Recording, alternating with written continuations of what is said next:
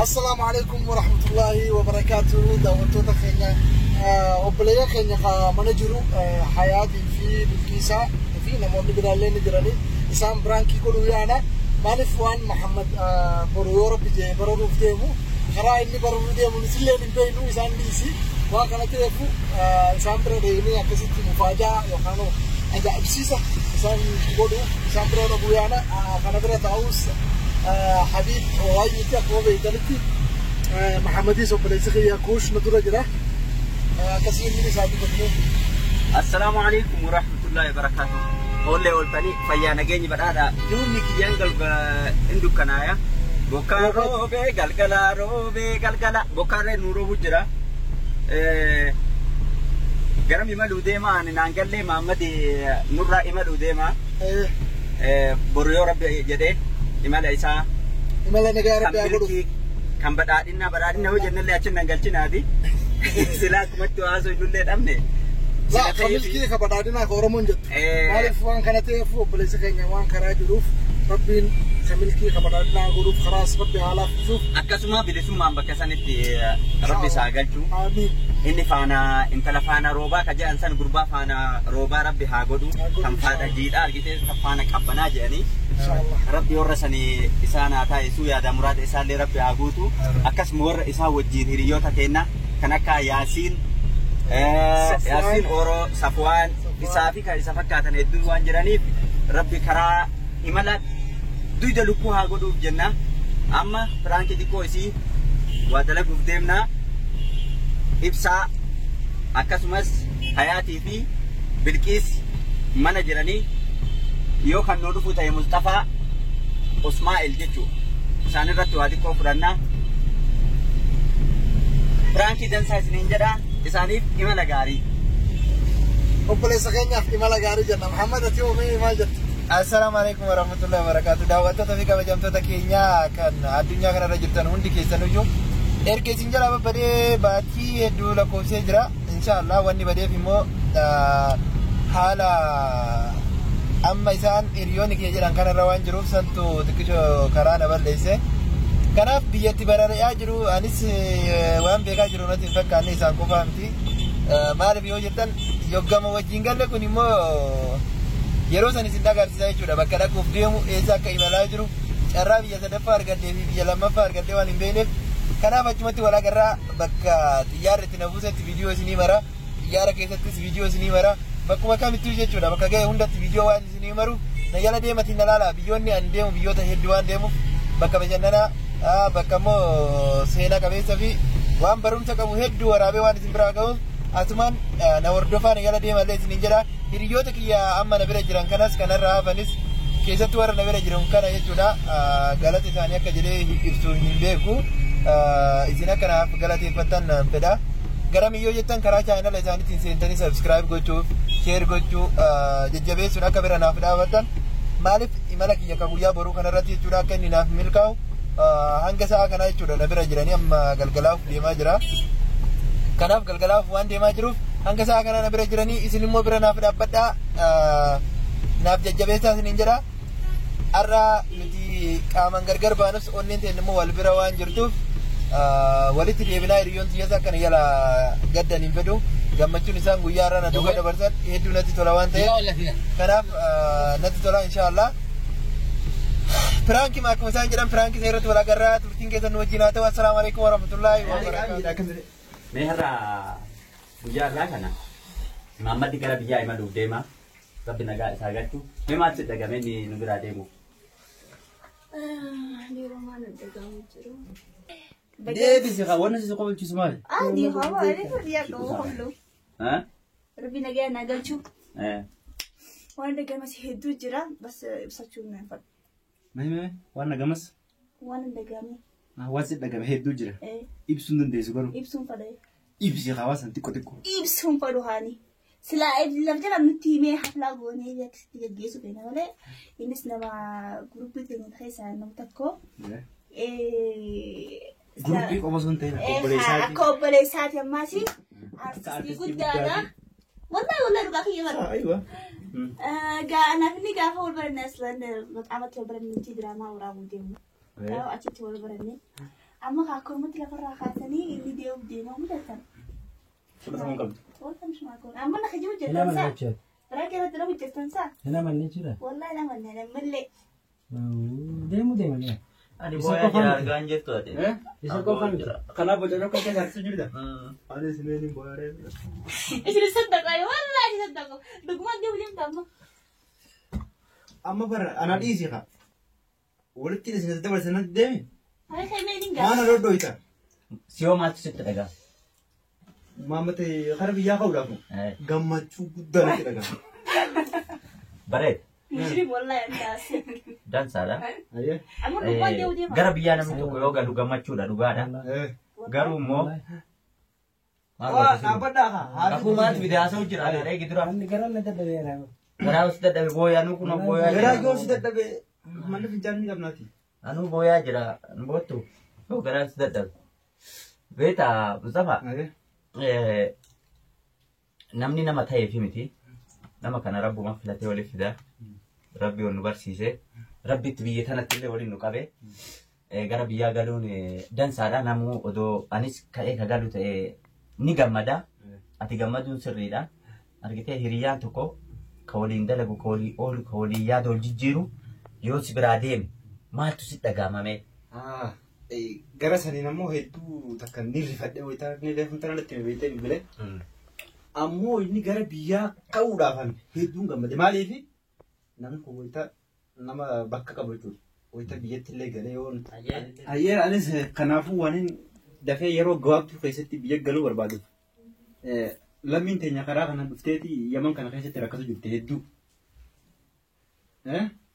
Kanaafuu namni asirraa yoo namni galu hedduu takka bareedaadha. Ammoo maama galuudhaaf hedduu wanti natti dhagame akka nama tokkotti jechuudha. Hedduu ni rifadhe wayitanii natti himu. Isaan qofaas miti amma ijoollee hedduudha. Yaasiris ni galaa Safwaan illee akkasuma galuuf deemani. Kanaafuu hedduun gammadeen illee isaan rabbi nagaan agalchuu nuti illee warra as jiru kana nagaan biyya teenyatti rabbi nu adeebisu. Biyya illee biyya toltutti rabbi isaan adeebisu. Bilkees kottu asaala. Ibsaa. Hiriyyaan keenya nu biraaf deemuuf deemaa yaadalleen kuttee jirta. Mee maaltu si dhagame ati nu biraa deemuuf? Yoo dhageettu mee dura eenyu si hima? Ani mucaa tokkotu ollaa keenyatti huccoodhaa jiru tokko.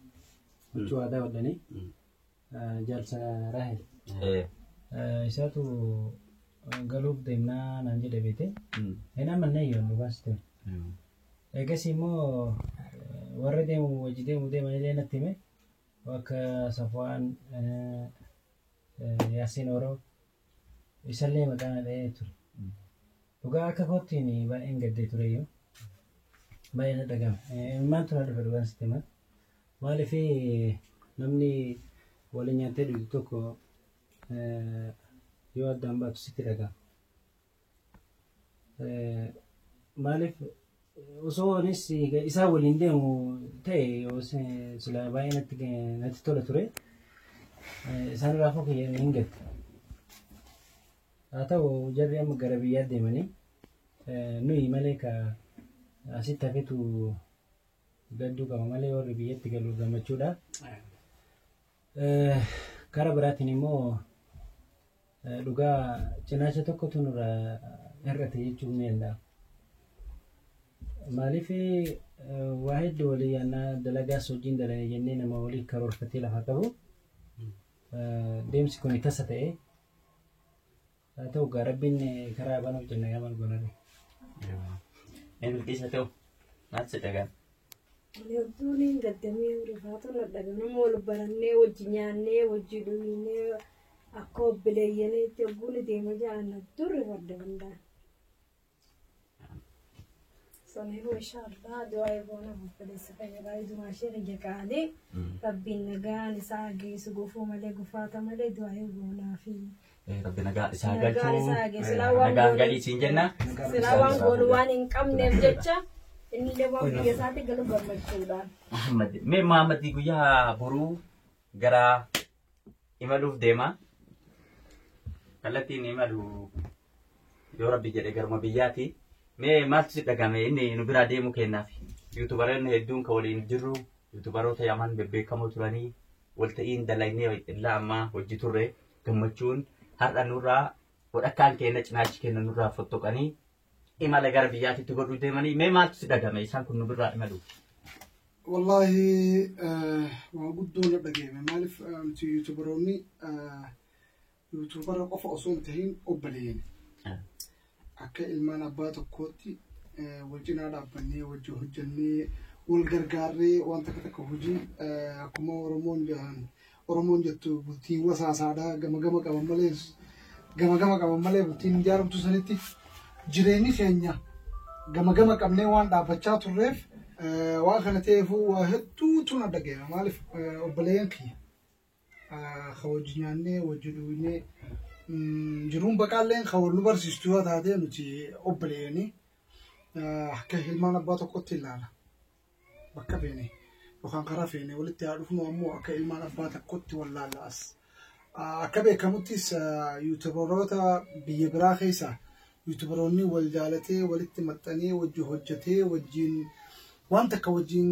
qabu akka yuutubaroota yaman jeetti naman akka nama tokkotti akka yaada kiyyaatti ammoo obboleeyyan wal dhabuun hedduu waan gaddi cimaa yaanatte illee qaamni keenya kaasii deemu garuun dhaquu gadni inni deemu gara biyyaati isaan inshaallah fuulduraaf waan takka fuula keenya duratti nuuf qopheessanii nuti illee isaan booda argallaa waan jiruun qaba hartakkatti inshaallah akkanatti warra addaa deemee addaa hafuu osoo hin taane warra gaafa biyya galallee wal bira dhufu rabbiin haa godhu warra wal ziyaaru nu haa godhu jaalala akka asii qabnu tanaa ol biyya teenya keessatti ni jaarra waan jiruun qaba mallee gama kiyyaan isaanillee wanni du'aa godhuuf obboleeyyan keenya kaasii deemu obboleessa keenya Mahammad irraa hangafee Safwaan akkasumattuu Yaasineeroo namoonni biraallee ni jiranii kabeeyni ka wajjin nyaannee wajjin jirru isaan hundi isaaniitu rabbiin nagayaan biyya isaaniitti haa galchuu jenna.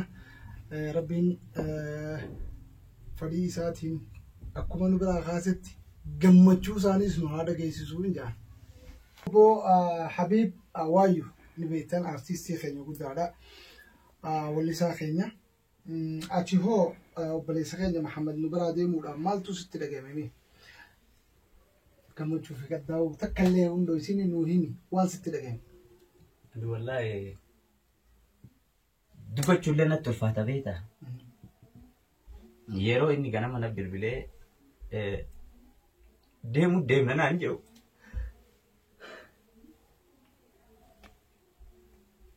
Ni rifadhee wallahi taa'ee booda.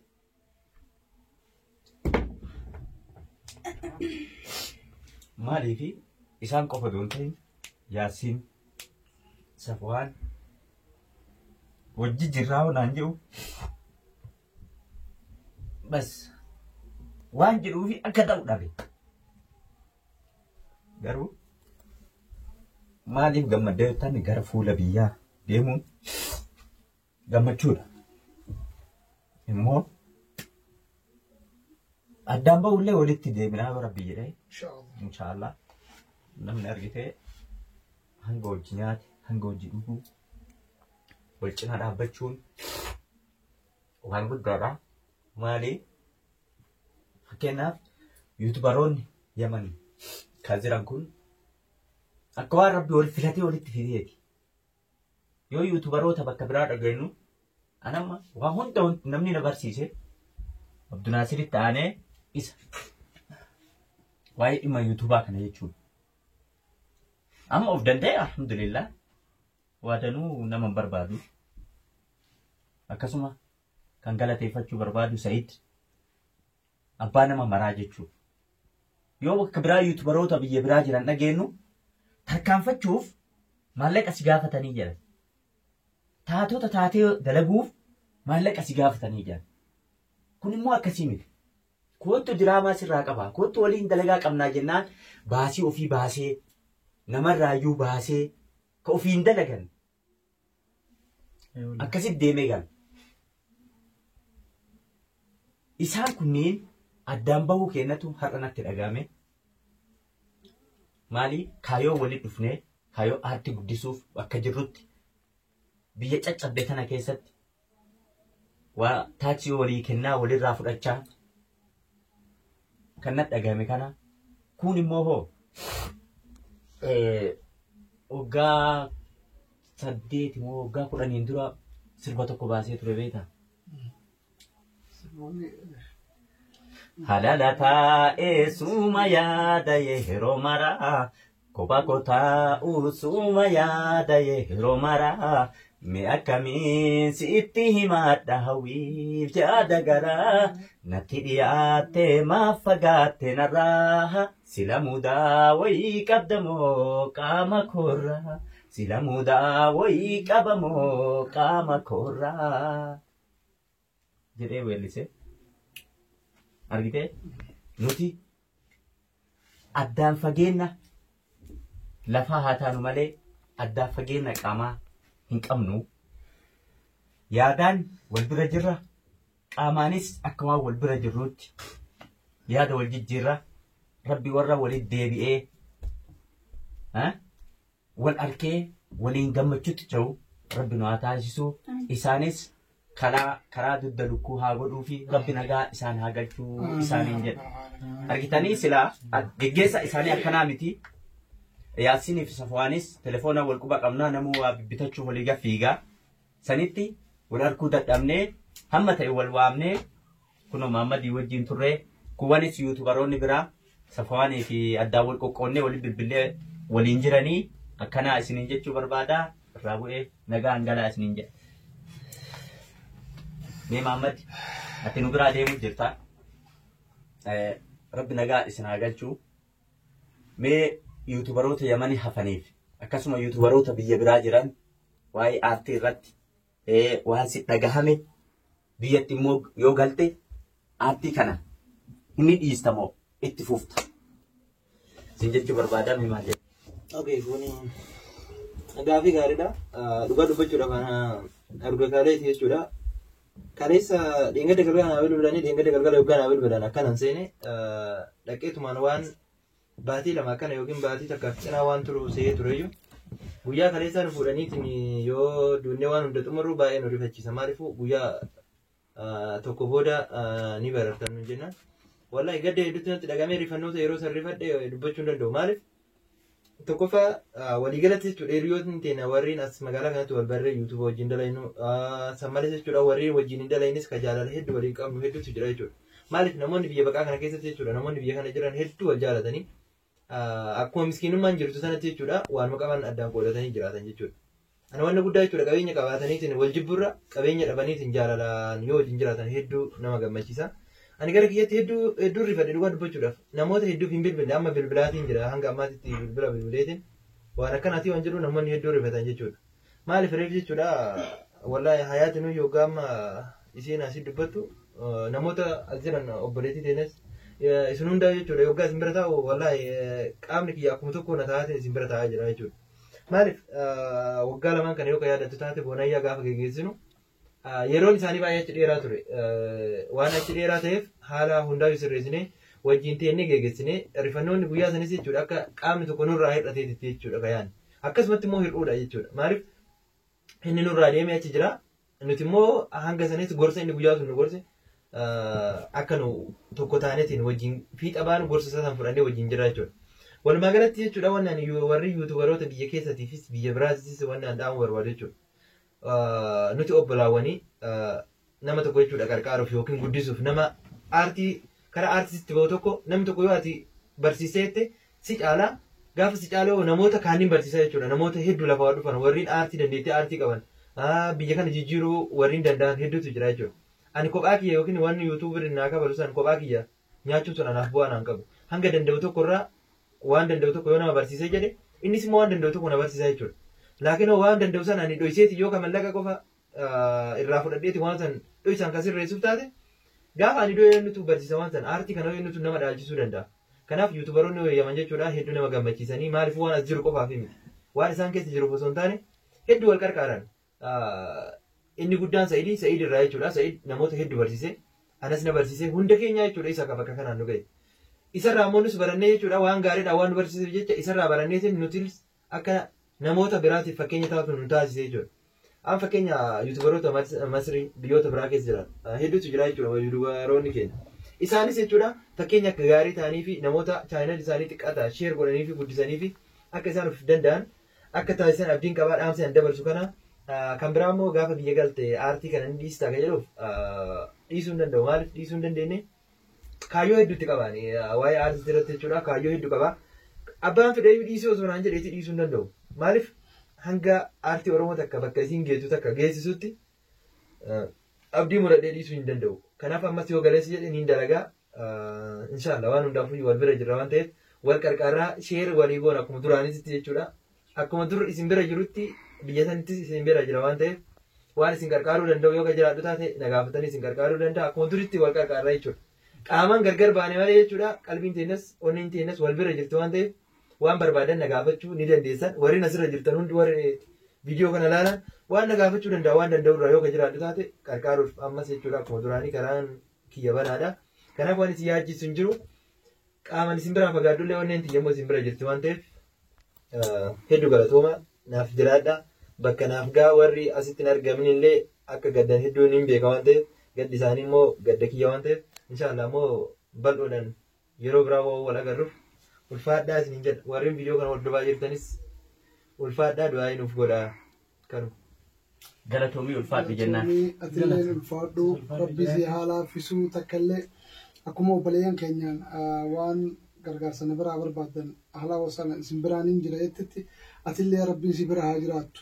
Waan namarraa barbaaddu fi waan isarraa barbaaddu hunda siif haa laafisu rabbiin ni danda'e gama isaatiin akkas jennaan obboleessa keenya Muhammadiin daawwattoota keenya akkasumatti gaarraa wanni asii walitti qabamneef akkuma argitan kanatti obboleessa keenya hatattama nutti taatee silaa gaggeessaan sa'arra waa tanaa miti akka yaadnetti silaa waan bareedaa waan silaa nama gammachiisu isinillee itti gammaddan hojjenna jennee hawwii fi sammuu qabna.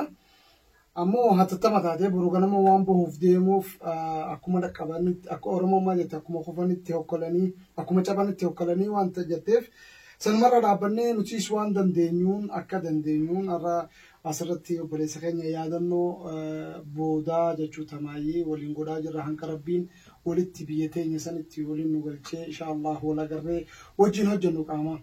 Talaayinii irraa qofa osoo hin tahin rabbiin nuufillee haa laaffisu. Artistoota keenya biyya hunda keessa jira Masri keessa biyya baqattoota maal Soomaaliyaa, Jabuutii, Kiiniyaa isaan hundaa rabbiin bakka teenyatti nuti hundeen teenya takka manni keenyas takka mana keenya sanii fi hundee teenya sanii nu galchee warra akkuma ammaa kana daran wal gargaaru rabbi nu haa godhuun jaa ani irraa bu'ee isinillee gaadu'aa obboleessa keessanii itti fufa. Akkasii Muhammad kenna. Akkas Yaasiin Safwaan rabbi akkuma isaa asii ka'anii biyya teenyas biyya nagaa haa godhu bilisummaan rabbi biyyatti isaan haa galchu warra iddoo qabanii nus gara biyyaatitti nu fudhatan rabbi isaan haa taasisu akkasuma yaada muraada isaanii rabbi haa guutuu fi warra wal yaadeef warra wal jaalateef warra wal hawwe rabbi yaada muraada isaanii haa guutu karaa nagaa haa ta'uu fi nagaa nuu ta'ii fayyaa nuu ta'ii afooynaa lillaa siin jenna nuti aartee jirtes of afoonillee nuti ammoo dhiifama siigoon obboleessa keenya waa takka waan sitti aara garaa qabnu hin jiru takka illee takkaas nu aarsine garaa illee siin qabnu jechuudha yoo kasi aarsinu taate ammoo afoonaa lillaahi siin jaalatan wanti jechuun barbaadu meeti warri daawwattoonni kennaa mee kennaa wayii maaliif kennuufii didanii nuun jechuu danda'anii wanti tasa waan nu taheef hamma dandeenyeen keessaan waa hundaa gooneefii jirraa sanis nurra laalinaa isiniin jennaa waan tasaa waan ta'eef akkas silaa mufaaja'a waan goonu fa'a ture ta'uu hin dandeenye hamma dandee waan yaadne san gooneefii jirraa mamma kennas afoonaa lillaahi karaa nagaa imalli nagaa si haa ta'u jedha. Ayii daawwattoota fi kabajamtoota keenya isaan kun jechuudha waa hedduu naaf godhanii jiranii maaliifuu namni beeki qarqaarsa hedduu naaf godhanii yeroo muraasa kana keessatti guyyatu wal jala bu'ee malee sila kana caalaa kanaaf fuudhanillee abdiin qaba. Miti kennaa qofaa miti namni jechuudha ani onnee isaaniitii fi yaada isaaniitii malee kan laalu kennaa isaaniitii miti kan laalu. Laakiin immoo kennaa isaan naa kennanis kennaa hedduu na gammachiisudha. Hedduu galatoomaa isiniin jedha. Inshaallah immoo rabbiin bal'oo keessatti rabbi wal nu agarsiisu isiniin jedha ani waan isinitti aare isin jiru afoon ayillaay isiniin jedhee jiraanis mee obboleettiin teenya waan dhaamtu qabda. Andaamsini nan qabu bas isaa miti silaa lammiin Oromoodha kaas keessa jiru hundi biyya isaatti galee hedduu takka na gammachiisa. As keessatti hin gaddu amma inni galuudhaaf ni gammada malee. Ani illee tana dura isaan beeku rabbi nagaa na galchuun jaan. Aamin galatoome Hayaat waan jettuun qabdani. Ani dubbii akkuma harka baatee jirtan. Wallahi ammallee amuutti hin jiran. Khalaas yaani akkuma dhuftanii diraamaa dina jettanii maafanatti himtanii. Hayaat isin ilaa amma sammuusii keessa biraankii jira biraankii itti fakkaate biraankii miti hayaat teenya dhugaadha obboleessi fe'ee barbaadama akkuma amma agartutti sibirattu itti bilbilanii khalaas boru ganama deemuuf deemaa sa'a sittaa ganama qophaa'u jaaniin du'aa hin gaggeessi. Maatii miti khalaas eega dubbiin dhuguma taati. Anammoo laakiin ammallee garaa hin fudhachaa hin jiran. Wallahi na fudhachaa. Waan daftee akkuma reefu diraamaa dina silaama gisee waqtii guddoo kana leemnuti akka waan gaggeessaa guddoo goonee fi gammannee wajji teenyee nagaan gaggeessan silaafeena laakiin waqtii kanaatu wal jala dhufee kun amma nuyi immoo keessan isinuma dura reefu namarraa dhagiyoo olin seenee. Ani kana hunda deemanii safaanii fi yaasinni deemanii jechuun reefuun tanaan dhageessin dura naa himan akkamitti bara akkana deemuuf deemanii ni deebi ammoo maal ni deebi'an naan jaanamma. Akkaan kun dhagoo ka deebuun hin jiru jechuudha. Hayaat naasee waan hundaafuyyuu firaankii miti godhe nuti jechuudha reefis makiinaa keessatti firaankii jennee turreeyyuu firaankii miti asuma waan sitti dhaamadummaa ummaa teetillee obbolaawwan keetillee nagaa naa jiraadhaa afoon ayillaay naa jedhiini taan immoo bilbila wal quba qabaannaa bakkuma jirrutti immoo bakka jirtanitti nagaa naaf ta'a uummata akka walcaalaadha. Feenis odoo argin deemta. Feenii qofaa miti habiifa yoo nagaa Nagaatti fayyaata ulfaataa galatoomaa siin jenna. Nagaan haftaa warreen jechuun hiriyooti hedduun agarre waan ta'eef kanaaf hundi isinuu jechuudha yoo viidiyoo kana ilaaltan dhiifa manarraa ta'a isiniin jedhaa warra isiniin bilbilin warra dhufee isin ilaalin namoota hedduu warra na jaalate warra isin jaaladdanis isin jaaladus ijoollee xiqqoo irraa qabee hanga nama guddaatti hedduu waan jirtaniif akkuma viidiyoo kana ilaaltanii dhiifama kanaaf gootanii akka du'aa naaf gootan isin jedhaa afoon ayillaay isiniin jedha isin afoon ayillaay jala naa barreessa.